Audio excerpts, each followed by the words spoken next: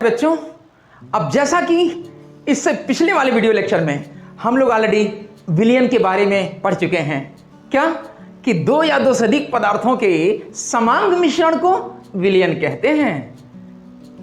उस पार्ट में हमने संतृप्त विलयन के बारे में भी पढ़ा था, सैचुरेटेड सॉल्यूशन के बारे में, जिसमें बात हुई थी कि किसी विलायक में जब विलेय पदार्थ घोला जाता है तो एक स्थिति ऐसी आ जाती है जब विलायक में विलेय पदार्थ घुलना बंद हो जाता है। ऐसे विलयन को संतृप्त विलयन यानी कि सैचुरेटेड सॉल्यूशन कहा जाता है। अब आइए इसी क्रम में आगे बढ़ते हुए हम लोग जानने की कोशिश करते हैं कि ये विलेयता यानी सोल्यूबिलिटी क्या है। अब जैसा कि विलयन और संतृप्त विलयन की चर्चा करते समय हम लोगों ने एक बात नोटिस किया, क्या कि विलायक में जब विलेय पदार्थ घोला जाता है तो एक निश्चित मात्रा ही विलेय पदार्थ की विलायक में घुलती है। किसी पर्टिकुलर विलायक में अगर अलग अलग विलेय पदार्थ घोले जाएं तो उनकी घुलने की मात्रा अलग अलग रहती है। तो किसी विलायक में विलेय पदार्थ की जितनी अधिकतम मात्रा घुलती है वास्तव में उसे ही विलेयता कहा जाता है। दरअसल किसी निश्चित विलायक में किसी निश्चित ताप पर विलेय पदार्थ की एक निश्चित मात्रा ही घोली जा सकती है, उसे ही विलेयता कहते हैं। विलेयता को अगर परिभाषित करना हो तो व्यवस्थित भाषा में इसे इस प्रकार परिभाषित किया जाता है, क्या कि किसी विलेय पदार्थ की वह अधिकतम मात्रा जो किसी निश्चित ताप पर 100 ग्राम विलायक में घुलकर संतृप्त विलयन बना देती है, उसे विलेयता कहते हैं। अब जो विलेयता होती है किसी पदार्थ की वो कई कारकों पर निर्भर करती है। मतलब बहुत सारी ऐसी बातें हैं जो विलेयता को निर्धारित करती हैं, तो उन्हें हम विलेयता को निर्धारित करने वाले कारक कहते हैं। प्रमुख कारक हैं ताप यानी टेम्परेचर, दाब यानी प्रेशर, इसी तरह से विलेय तथा विलायक की प्रकृति मतलब nature of solute and solvent, इसी प्रकार समान आयन की उपस्थिति कॉमन आयन इफेक्ट। आइए थोड़ा सा विस्तार में हम लोग इनको जानें। तो दरअसल जब किसी पदार्थ की विलेयता पर ताप की बात की जाती है तो अगर हम देखें कि जब किसी ठोस पदार्थ को किसी विलायक में घोला जाता है, गौर करेंगे, जब किसी ठोस विलेय पदार्थ को विलायक में घोला जाता है और घोलने पर अगर ऊष्मा अवशोषित हो रही है, जैसा कि चीनी जो सुक्रोज होती है या सोडियम क्लोराइड जो है, इन पदार्थों को अगर हम जल में घोलें तो ऊष्मा का अवशोषण होता है। तो इन पदार्थों की विलेयता ताप बढ़ाने पर बढ़ती है। और अगर किसी विलेय पदार्थ को विलायक में घोलने पर ऊष्मा उत्सर्जित होती है यानी ऊष्माक्षेपीय अभिक्रिया होती है, एक्सोथर्मिक रिएक्शन होता है। तो जैसे अभी हम बात करें कैल्शियम हाइड्रोक्साइड, उसको पानी में घोलें तो ऊष्मा उत्सर्जित होगी। कैल्शियम सल्फेट को पानी में घोलें ऊष्मा उत्सर्जित होगी। चूना CaO मार्केट से जो हम लाएं, आपने देखा होगा कि अगर उसको पानी में डालें, चूना सामान्य टेम्परेचर दिख रहा है, पानी का भी सामान्य टेम्परेचर है, चूने को पानी में डालिए, फिर आपने देखा क्या होता है।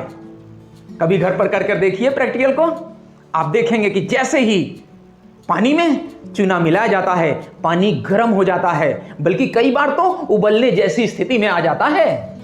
ये गर्म कैसे हो गया भाई? तो एक्चुअली जब चूना पानी में घुलता है तो ऊष्मा उत्सर्जित होती है, ऊष्मा उत्पन्न होती है। यहां पर चूने का पानी में घुलना एक ऊष्माक्षेपीय अभिक्रिया है, एक्सोथर्मिक रिएक्शन है। तो ऐसे पदार्थ जो विलायक में घोले जाने पर ऊष्मा उत्सर्जित करते हैं उनकी विलेयता ताप बढ़ाने पर घटती है। ताप कम करेंगे तो उनकी विलेयता बढ़ेगी। इसके बारे में विस्तार से ला शाते लिए नामक एक वैज्ञानिक थे, उन्होंने बताया है।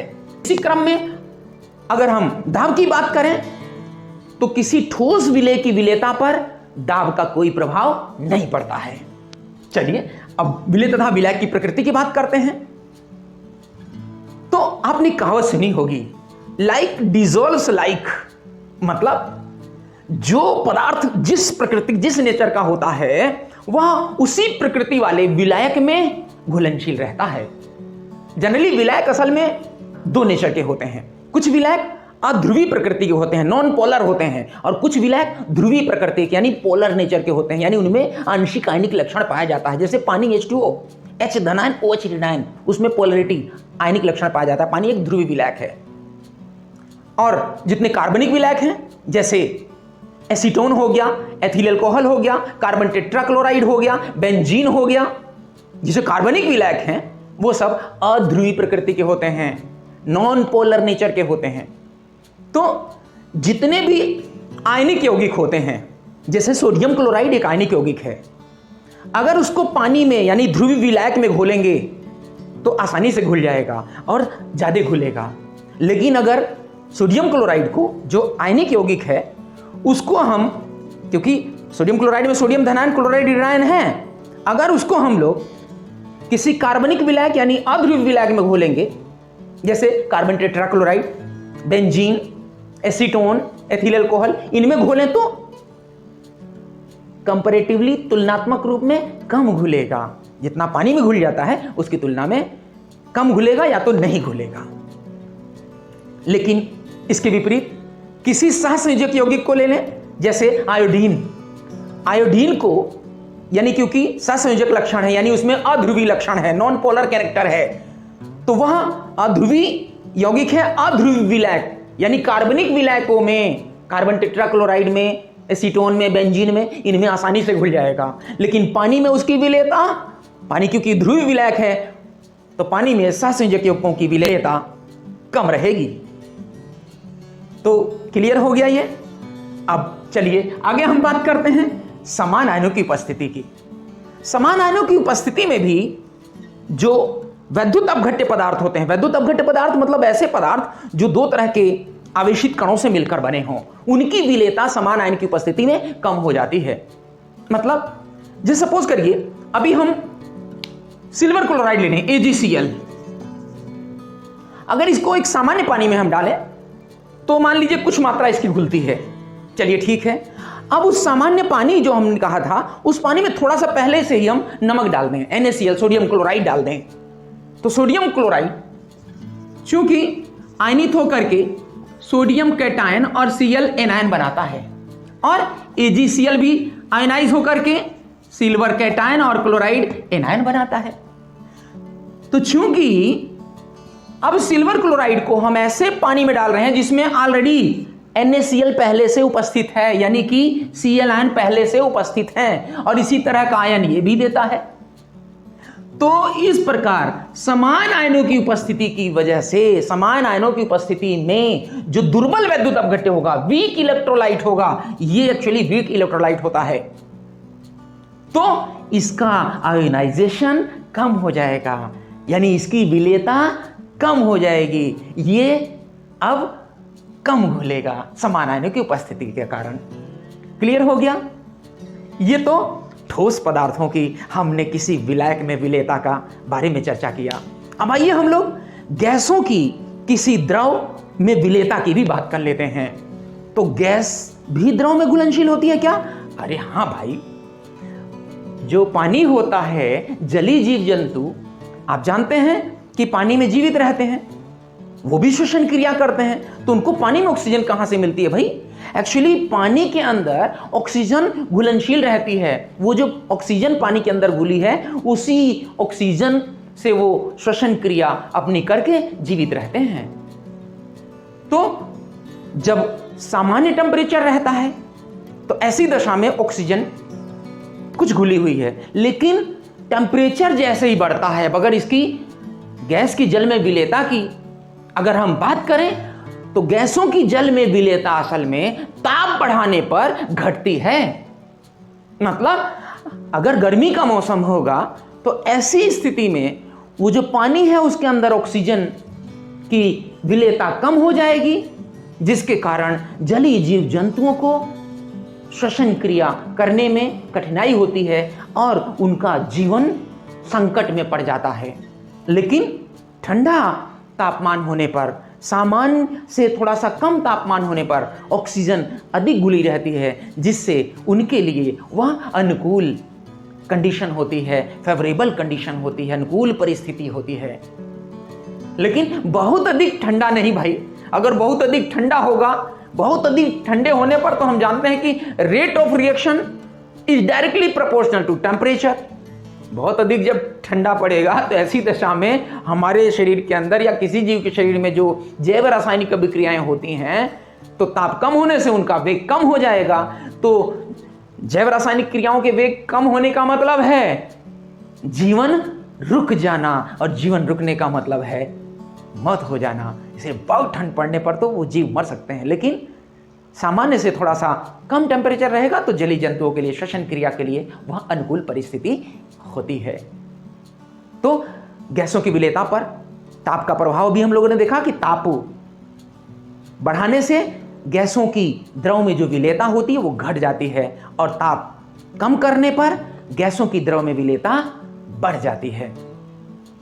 अब अगर दाब की बात करें तो कि गैसों की विलेयता पर दाब का भी कोई प्रभाव पड़ता है, तो यस, ठोसों की विलेयता पर दाब का कोई प्रभाव नहीं पड़ता, लेकिन गैसों की द्रव में विलेयता पर दाब का प्रभाव पड़ता है। और इससे संबंधित हेनरी नामक एक वैज्ञानिक ने एक बहुत महत्वपूर्ण नियम दिया है, जिसे हम लोग हेनरी का नियम कहते हैं, यानी कि गैस की द्रव में विलेयता, इससे संबंधित हेनरी का नियम, हेनरीज लॉ। तो आइए इसके बारे में हम लोग कुछ जान लेते हैं, क्योंकि बहुत महत्वपूर्ण है। एग्जामिनेशन में ऑलमोस्ट एवरी ईयर इससे रिलेटेड क्वेश्चन पुट अप होता है। तो ये क्या है हेनरी का नियम? एक्चुअली ये देखा गया है कि किसी द्रव में गैस की जो विलेयता होती है वो दाब बढ़ाने पर बढ़ती है। बस यही है हेनरी का नियम। मतलब कि किसी गैस की द्रव में विलेयता गैस के आंशिक दाब के समानुपाती होती है। मतलब गैस का आंशिक दाब जितना अधिक होगा, उस गैस की उस द्रव में विलेयता उतनी अधिक होगी। इसको एक दूसरे तरीके से भी परिभाषित किया जाता है हेनरी के नियम को। क्या? कि किसी गैस द्रव विलयन में विलयन के ऊपर जो गैस का आंशिक दाब है, वह उस विलयन में उस गैस के मोल प्रभाज के समानुपाती होता है। पुनः सुन ले, यानी किसी गैस द्रव विलयन में विलयन के ऊपर किसी गैस का जो आंशिक दाब है, पार्शियल प्रेशर है, वह उस विलयन में उस गैस के मोल प्रभाज यानी मोल फ्रैक्शन के समानुपाती होता है। मान लिया कि किसी गैस द्रव विलयन में विलयन के ऊपर किसी गैस का आंशिक दाब P और विलयन में गैस का मोल प्रभाज X है, तो P डायरेक्टली प्रोपोर्शनल हो जाएगा X के, या उसको हम कह सकते हैं P बराबर KH इंटू X, जहां P क्या है? गैस का आंशिक दाब, और X क्या है? विलयन में गैस का मोल प्रभाज। ये KH क्या है भाई? तो ये KH असल में हेनरी स्थिरांक है। अब ये गैस की प्रकृति पर निर्भर करता है। अलग अलग गैसों के लिए हेनरी स्थिरांक का मान अलग अलग होता है। जिस गैस के लिए हेनरी स्थिरांक का मान जितना कम होता है, उस गैस की द्रव में विलेयता उतनी अधिक होती है, और जिस गैस के लिए हेनरी स्थिरांक का मान अधिक होता है, उस गैस की द्रव में विलेयता उतनी कम होती है। अब हेनरी नियम के अगर अनुप्रयोग की बात करें, क्या इसका इंपोर्टेंस है, क्या इसका एप्लीकेशन है, इसकी बात करें, तो असल में जितने भी मृद पेय होते हैं, सॉफ्ट ड्रिंक्स होते हैं, उसमें कार्बन डाइऑक्साइड की विलेयता बढ़ाने के लिए बोतलों को उच्च दाब पर सील किया जाता है, हाई प्रेशर पर सील किया जाता है। इसी प्रकार हमारे आपके लंग्स में, फेफड़े में जो हम श्वसन क्रिया करते हैं, फेफड़े में जो ब्लड के द्वारा ऑक्सीजन और CO2 का आदान प्रदान होता है, वो हेनरी नियम पर ही तो आधारित है। इसी प्रकार जो समुद्री गोताखोर लोग होते हैं, वो अपने साथ जो गैस का सिलेंडर लेकर जाते हैं समुद्र की गहराई में, उस सिलेंडर में ऑक्सीजन गैस के साथ हीलियम गैस भरी जाती है, जबकि वायुमंडल में हम जानते हैं ऑक्सीजन गैस 20-21%, नाइट्रोजन गैस लगभग 79 या 80%। तो उस सिलेंडर में ऑक्सीजन के साथ हीलियम क्यों भरी गई भाई? एक्चुअली हाई प्रेशर पर नाइट्रोजन जो गैस होती है वो ब्लड में बहुत अधिक घुलनशील होती है, जिसके कारण जब गोताखोर ऊपर आता है तो नाइट्रोजन गैस जो ब्लड में घुल चुकी है वो धीरे धीरे बबल्स बना लेती है, असहनीय पीड़ा होती है। इसलिए गोताखोर के सिलेंडर में ऑक्सीजन के साथ हीलियम गैस का मिश्रण इस्तेमाल किया जाता है। तो ये था विलेयता और गैसों की द्रव में विलेयता से संबंधित हेनरी का नियम।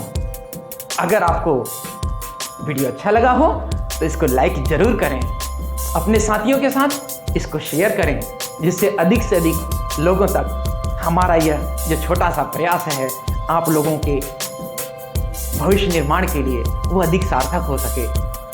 और इसी तरह की मेरी और भी वीडियोस देखने के लिए मेरे चैनल आरबी प्रयाग को सब्सक्राइब करिए, तथा कोई अगर आपकी समस्या है तो उसको कमेंट बॉक्स में जरूर लिखिए। Thank you.